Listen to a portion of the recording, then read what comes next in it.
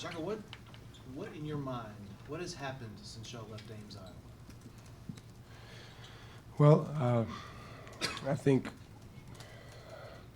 our guys have looked at our injury situation and, looked at the fact that, we had lost some games, culminating with that game, and said, hey, the guys we have, we got to find a way to be better. And we've only really tried to focus on one day at a time, starting with practice. And our guys have really, really prepared well. I think, one thing that's a lesson for all of us, I think, as coaches is it's easier for the guys to lose themselves in a fight when you only got 8 of them. Obviously the flip side of that is you want to have depth and you want to have competition. You want to be able to take someone out if they're not playing hard enough. But we flat out, this was as good as we've been maybe since I've been here in terms of just losing ourselves in a fight, staying connected around the plan. West Virginia is obviously a really physical team. They're a great rebounding team. They're a great post-up team. We were a little bit overmatched at those positions, but guys fought and battled, and we had just enough fouls. If the game was 5-10 minutes longer, it probably would have been tough from that aspect. But that's why we've won. What can you point to with the guys that you still have left playing that aren't injured? What can you point to that makes that particular group a good fit and a difficult matchup for someone that beat you by 38 points the last time you played them? Yeah, and the 2 games too. First of all, they're a whole different animal at home. West Virginia, and they're tough to deal with on the road or anywhere. But that game, you're just dealing with probably a couple more notches of physicality and aggressiveness. Although they were pretty good with that tonight.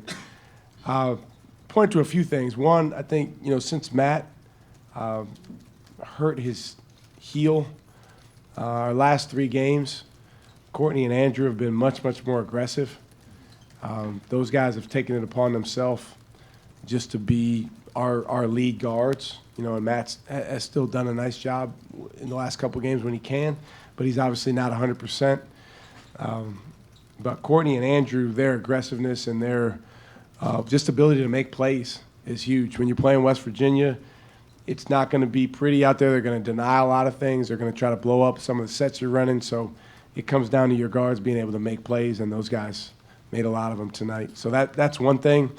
And then, I think everyone on our team from a defensive standpoint understanding that, we just got to fight. We have to have unbelievable effort. We have to play together. We got to help each other. And again, the opposite of losing yourself in a fight is self-pity and self-interest. And I think, we have had some of that earlier in the year, something that we've really tried to, put in front of our guys' faces and help them understand we can't be our best that way. And the last 3 games, they've done a great job of owning who we need to be. How many technicals have you gotten in your coaching career? I don't know. Probably 7 or 8. Just 2 here, right? I think so. I think the last one I got was at West Virginia. But I think our record in the games where I've gotten technicals is pretty good. So is that going to increase now? No, I did not try to get technical. When you're playing them, it's hand-to-hand combat on every play down there, and our guys are fighting and battling, and it is a very challenging game to officiate, I would imagine. And I just kind of got caught up in standing up for our guys. I wasn't trying to show up the official in any way, but our guys did a really good job of just having poise when I got that technical, and they're telling me to respond. I'm usually the one telling them, respond, focus on the next play, and they were telling me. So that says a lot about the frame of mind that they were in at that time. You were pounding the floor, very emotional, more emotional than we were used to seeing out of you during a game. What message do you think that sent to your guys? We're just trying to fight, Cedric. We've been through some challenges.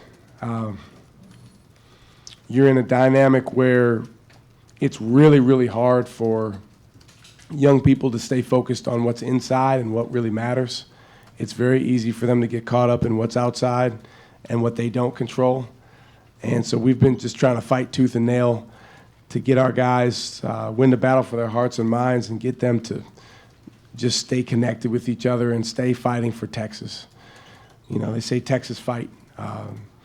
Well, tonight our guys really exemplified Texas fight. And that is emotional, you know, when you see that. And it's a kind of a, you know, it's a feedback loop because we get it as coaches from them, and then hopefully they get it from us, and then hopefully it continues. But in this league, you know, you just have to try to get a little bit better from game to game. You got to try to learn from your mistakes, and you know that every game is going to be a really unique challenge in and of itself. How did you mentioned the fight and the hand-to-hand combat, especially in the front court when you Yeah. played them. How did you guys get it done there with the foul trouble and Yeah, it looked it's, like you guys were throwing a little bit of everything with zone, with it's tough, fronting, with man. everything. Yeah, it's honestly not the ideal matchup for us. Yeah. Just with the makeup of our team right now, with the injuries and you know, the way that they play.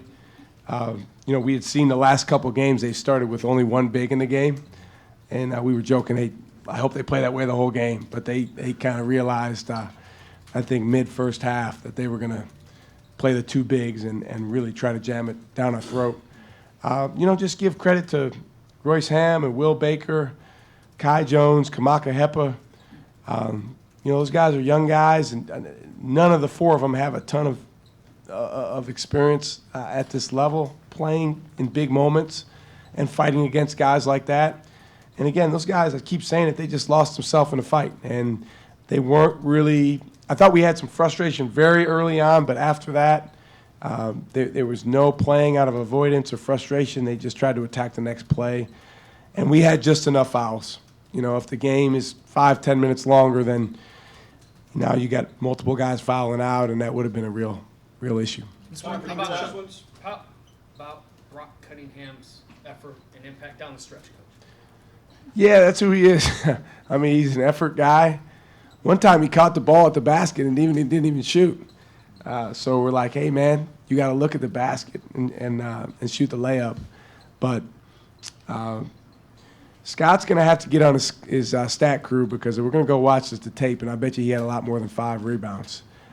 He was flying around, and he did a phenomenal job getting his hands on the ball. We actually put him on defense on their bigger big for most of the second half because the other guys were in foul trouble. And he did a really good job fighting for position.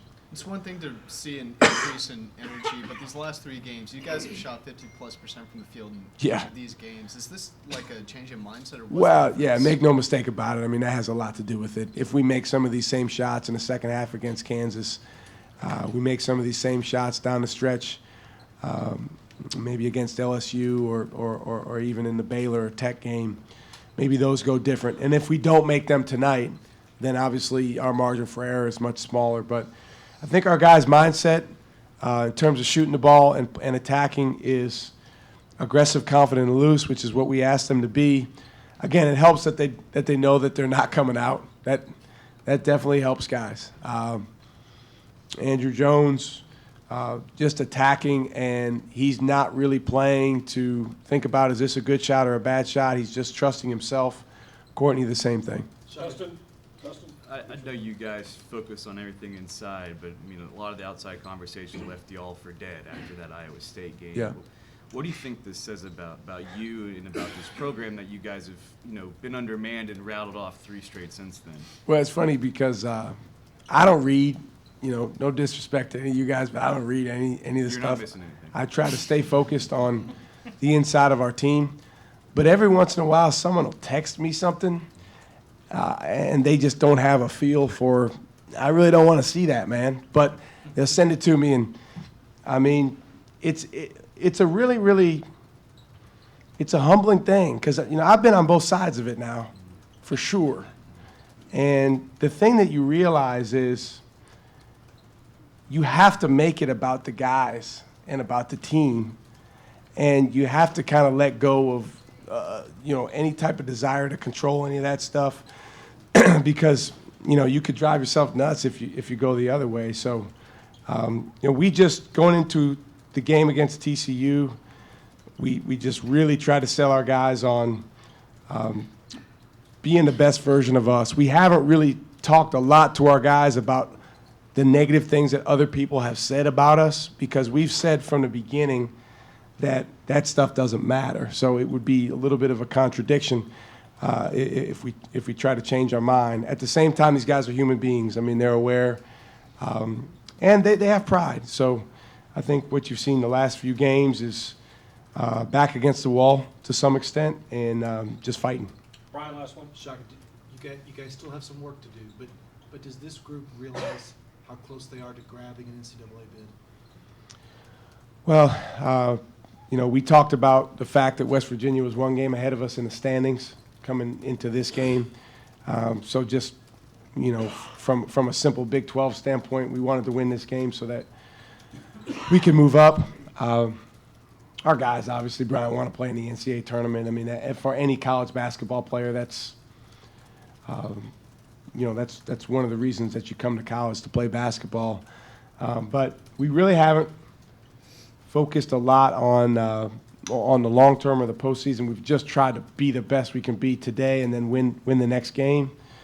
Obviously, if you can put together wins, that puts you in a better position. But our guys are smart enough to know, and we'll make the point to them that we've had some good wins of late, but we have to continue to grow and improve. And we've got some really, really challenging opponents coming up, starting with Tech on the road, which is as tough a place as there is to play in this league.